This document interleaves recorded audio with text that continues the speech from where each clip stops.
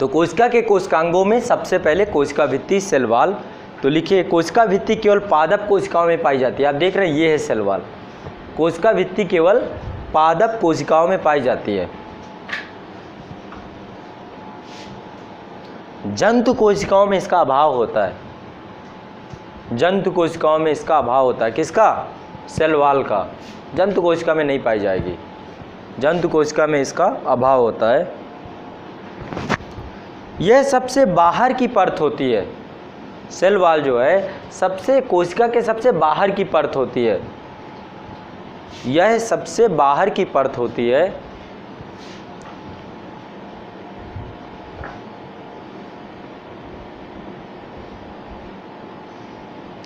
अब ये इसका निर्माण कैसे होता है देखिए। दरअसल ये जीव द्रव्य है। ये आप देख रहे हैं ना यहाँ पे, ये जीव द्रव्य भरा हुआ है। साइटोप्लाज्म प्रोटोप्लाज्म है यहाँ पे। इसका रिसाव होता रहता है। इसका रिसाव होते होते आप देखिए जैसे कि ब्लड है, हमारे बॉडी से ब्लड निकलता है, ऊपर आते ही क्या होता है, वो एक परत लेयर बन जाती है थोड़ी देर बाद, ठीक है। थक्का जमने लगता है तो क्या होता है, एक दीवार सी बन जाती है और फिर बाकी का ब्लड क्लॉटिंग हो जाती है, ब्लड क्लॉटिंग हो जाती है, फिर ब्लड बहना बंद हो जाता है। तो ये जीव द्रव्य का रिसाव से ही सेल वॉल का निर्माण होता है। किसका रिसाव? कैसे रिसाव? यहाँ पे देखिए प्लाज्मा मेम्ब्रेन है, प्लाज्मा झिल्ली है, कोशिका झिल्ली है, चारों तरफ रेड कलर से मैंने दिखाया है। तो इससे जो रिसाव होगा तो बाहर जा कर के एक मेम्ब्रेन बन जाएगी, जिससे एक सेल वॉल बन जाएगी, इसे सेल वॉल बोलते हैं, ठीक है। ठीक, तो लिख लीजिए इसको। जीव द्रव्य के स्रावित पदार्थ द्वारा इसका निर्माण होता है। जीव द्रव्य के स्रावित पदार्थ द्वारा इसका निर्माण होता है। यह मोटी,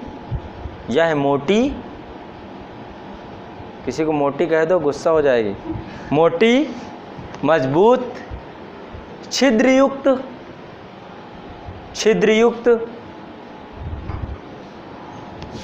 यह मोटी मजबूत छिद्रयुक्त एवं निर्जीव होती है। सेल वॉल निर्जीव होती है।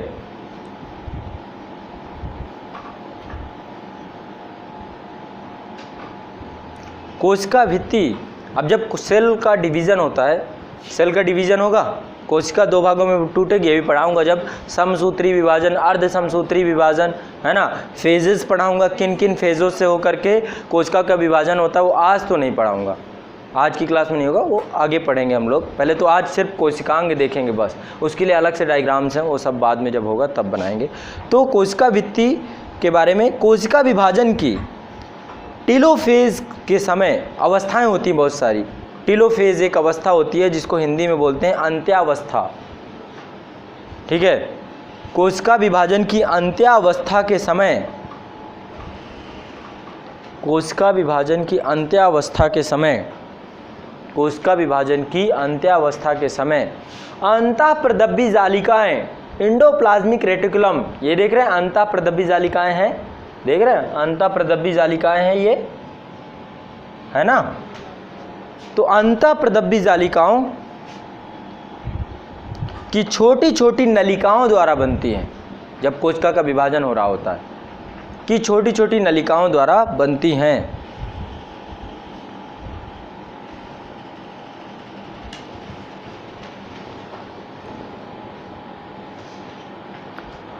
अब इसको यदि हम देखें, थोड़ा सा जूम करें, तो जूम करने में पाएंगे कि तीन भागों से मिलके बनी होती है, ठीक है। वह तीन कहूँ, ये चार भी होती हैं, चार परतें होती हैं, एक दो परत तो मैंने बनाई नहीं, ठीक है, एक दो परत तो मैंने बनाई नहीं, चार प्रमुख परतें होती हैं इसमें, ठीक है। प्राथमिक, द्वितीयक, तृतीयक और मध्य, ठीक है, ये चार परतें होती हैं। तो लिख लीजिए इसके बारे में। देखिए एक चीज़ तो बात गलत है, आप सबको वाइट शीट में लिखना है। पेपर वाइट शीट घर पे क्या कर रही है, वो वहीं से सीधा लिखते हैं, ये नहीं चलेगा। फेयर नहीं करना, घर पे कोई भी काम फेयर नहीं करना। गंदा लिख रहा है, गंदा लिखो। फेयर करने के चक्कर में घर का टाइम वेस्ट नहीं होना चाहिए। वहाँ पे कुछ नया पढ़ लो, ये सब कक्षा 1-2 की बातें गई, कोई फेयर नहीं चलेगा, यहाँ डायरेक्ट फेयर करो, ठीक है। आप भी वाइट शीट पे, वाइट कागज़ पे लिखना है, जिसको भी लिखना है, ठीक है, ये बचपना छोड़ दो, काम नहीं चलेगा इससे। ठीक, वाइट पेज हो या जैसा भी हो, ऐसे पेजेस में भी लिख सकते हो क्योंकि हमारा भरोसा नहीं है किसी दिन कोई दूसरा टॉपिक चल गया तो वाइट पेज सबसे बेस्ट होते हैं कि बोलिए जो बोलना है ना, लिखे वहाँ जाके लगा दिए, पर डे उसमें नंबरिंग कर दो, स्टेपल्स रखो और स्टेपलर करके रखते रहो। ठीक है, लेकिन रहना चाहिए वाइट पेज, ये सब लाइनिंग वाला कोई कॉन्सेप्ट नहीं है। ठीक, तो किसी भी कोशिका भित्ति को 3 निम्नलिखित परतों में बांटा जाता है। ये परतें लिख लीजिए। किसी भी कोशिका भित्ति को निम्नलिखित परतों में बांटा जाता है। नंबर 1 प्राथमिक कोशिका भित्ति, प्राइमरी सेल वॉल, प्राथमिक कोशिका भित्ति, primary cell wall, secondary cell wall और टर्सरी सेल वॉल, द्वितीयक सेल वॉल और तृतीयक सेल वॉल। और नेक्स्ट है मध्य पटल, मिडिल लैमेला, मध्य पटल, मध्य पटल। कोशिका की सबसे बाहरी भित्ति को कोशिका की सबसे बाहरी भित्ति को प्राथमिक कोशिका भित्ति कहते हैं। कोशिका की सबसे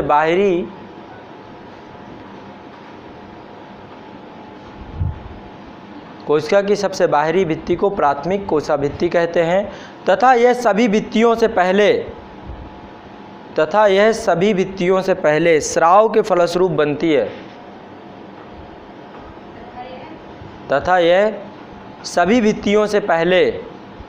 सभी भित्ति मतलब द्वितीयक, तृतीयक, मध्य पटल, उन सब से पहले यही बनती है स्राव के फलस्वरूप। स्राव का मतलब है जो श्रवण होता रहता है, स्राव के फलस्वरूप बनती है।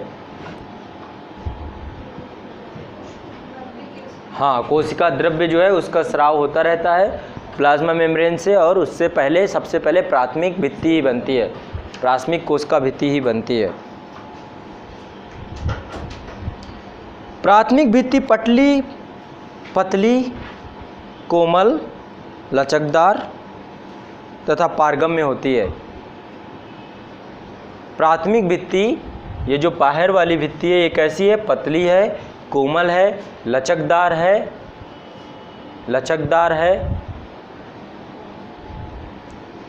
एवं पारगम्य होती है।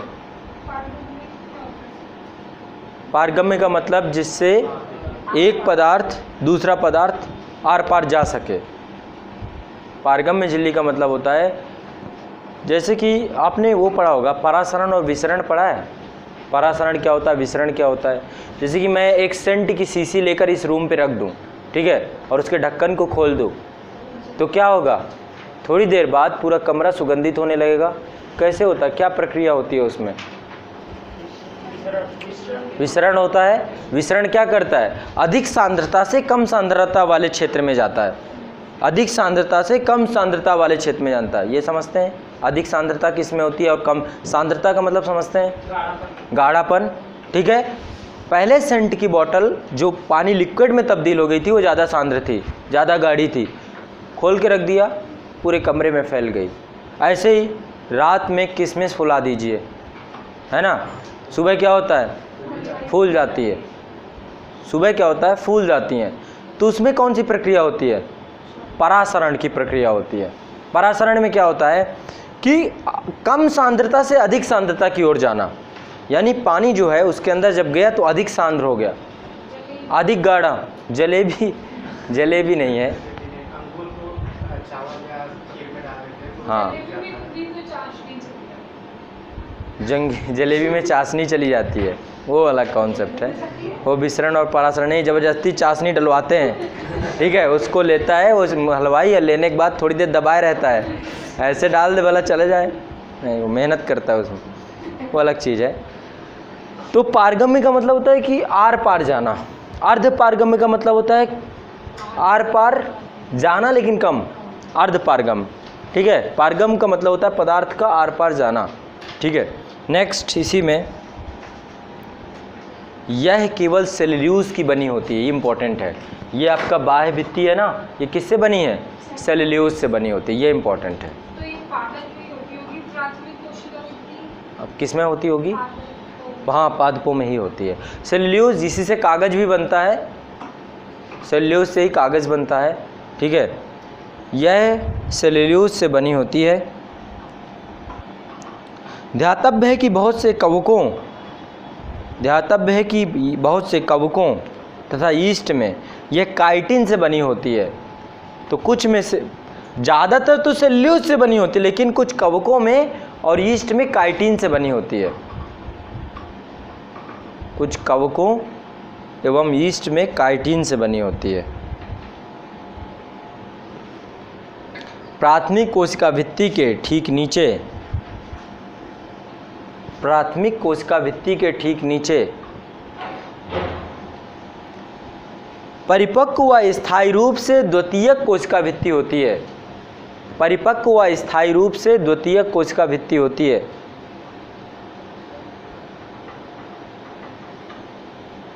ये तीन चीज़ों से मिलकर बनी होती है द्वितीयक कोशिका भित्ति।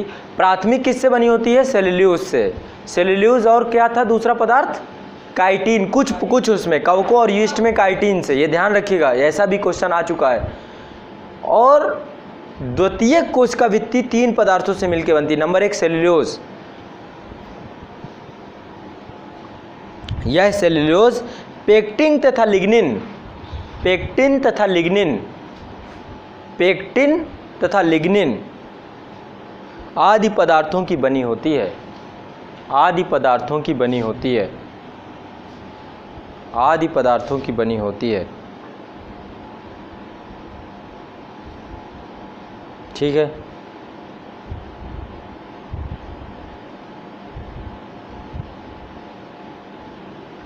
कुछ पौधे ऐसे होते हैं अनावृत बीजी पौधे, जिसमें तृतीयक सेलवाल भी पाई जाती है, ठीक है। आपने सुना होगा जाइलम और फ्लोएम, क्या होता है ये, क्या कार्य होता है इनका? जड़ों में होती है जिससे पानी ऊपर की ओर जाता है, और फ्लोएम पत्तियों में होती है जिससे खाना जो है वो नीचे। हाँ, फ्लोएम पूरे भोजन को, वृक्ष में, पौधे में पूरे भोजन को पत्तियों से, दरअसल हरी तो पत्तियाँ ही होती है ना, तना भी हरा होता है ऊपर का, तो वहीं पे भोजन बनता है। तो वहाँ पे फ्लोएम होता है, वो क्या करता है, पूरे उसको भोजन पहुँचा देता है।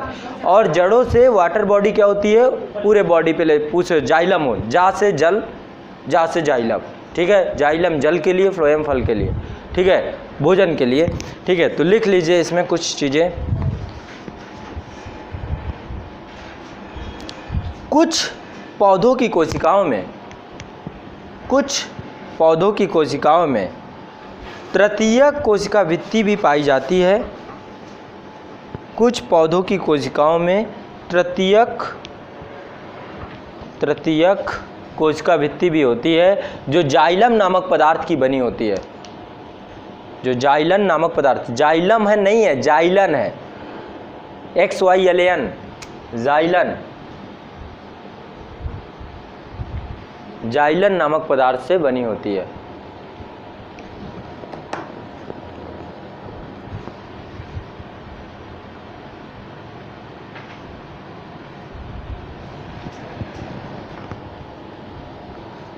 अब एक चीज़ और समझते हैं। ये दो कोशिकाएं, मान ली एक कोशिका ये है, एक कोशिका और इसके जस्ट बगल से जुड़ी होगी, है ना। कोशिकाएं ऐसा तो ना कि एक इधर रहेगी एक उधर रहेगी, एक साथ गुच्छा होता है पूरा कोशिकाओं का, एक साथ जुड़ी होती हैं बहुत सारी कोशिकाएं। बहुत सूक्ष्म संरचना है ना, माइक्रोस्कोप से ही देखेंगे आप, ठीक है, सूक्ष्मदर्शी से ही आप इसे देख पाएंगे। ऐसे सोचे कि किसी की कोशिका देख ले, दिखाओ अपनी कोशिका, नहीं दिखेगी, ऐसे थोड़ा ना होता है। तो कोशिकाएं बड़ी सूक्ष्मदर्शी से देखेंगे तो आप पाएंगे कि यहाँ पर एक कोशिका जो जुड़ी हुई है, तो बीच में मध्य पटल होता है, बीच में मध्य पटल होता है, और वो सीमेंट का काम करता है। मध्य पटल मैंने लिखवाया ना, चौथा पदार्थ मध्य पटल है, वो सीमेंट का काम करता है। तो जब कच्चे फल होते हैं, आप देखते हो ना, कच्चे फल कड़े होते हैं, तो मध्य पटल भी बड़ा कड़ा होता है। लेकिन जैसे जैसे आम पकता है तो कैसा हो जाता है, मुलायम हो जाता है, यानी कि मध्य पटल उसका मुलायम हो जाता है, टूट जाता है, ठीक है। इस कारण से कच्चे आम कड़े होते हैं, और जो पके आम की बात हो रही है, आम का सीजन चल रहा है, कच्चे फल कड़े होते हैं और पके फल क्या होते हैं, मुलायम हो जाते हैं, जो भी कहिए आप। तो लिख लीजिए, दो पास की कोशिकाओं की, दो कास, एक और कोशिका भित्ति है मान लीजिए ऐसी ही सेब, दो पास की कोशिकाओं की प्राथमिक कोशिकाभित्तियों के बीच, ये भी प्राथमिक, इसकी सबसे बाहरी परत प्राथमिक है, उसकी भी बाहरी परत प्राथमिक है, प्राथमिक कोशिकाभित्तियों के बीच एक रचना पाई जाती है, एक रचना पाई जाती है जिसे मध्य पटल कहते हैं, जिसे मध्य पटल कहते हैं। यह एक तरह से सीमेंट का काम करती है, जोड़ के रखती है, यह एक तरह से सीमेंट का काम करती है, एक तरीके से सीमेंट का काम करती है, क्योंकि इसका कार्य दो कोशिकाओं को जोड़ना है, क्योंकि इसका काम दो